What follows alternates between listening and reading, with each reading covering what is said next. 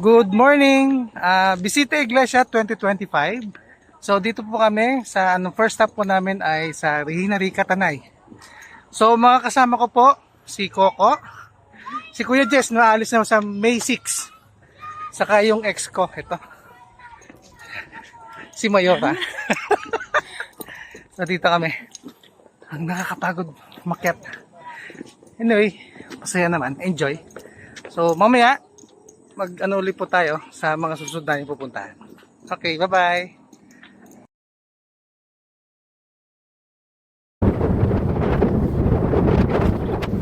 Second stop namin, Saint Mary Magdalene, Parish of Pililla, Rizal. So ito po yung second stop po namin. So yung pa rin po mga kasama ko, si Coco, si Kuya Jess at aking yung ex-girlfriend, si Tweety. So, pasok na po kami.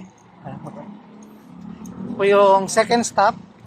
So, mamaya po, sa third stop po namin,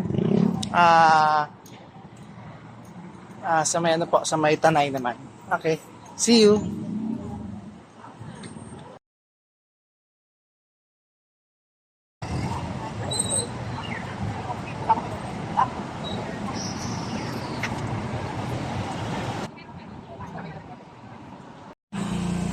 So, fourth stop sa Baras tayo, no?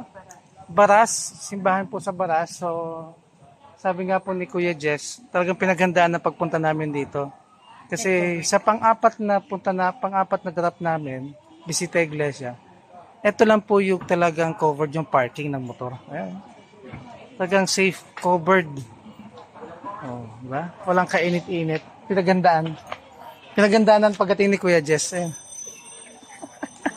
So, dito na kami sa pasok namin simbahan. Po, ang simbahan.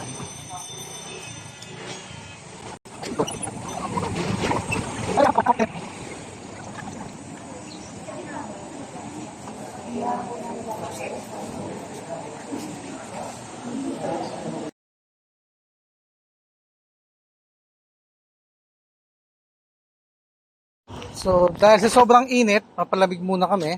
Kakain kami ng hulaan nyo kung ano to. Scramble. Kain tayo scramble, pampalamig. Habang mainit ang panahon. Pampalamig ng ulo para iwas road rage. Kailangan bigyan sila ng mga scramble egg. Ay, scramble egg. Tama yun. Ay, Huwag lang iinit ang ulo. oho.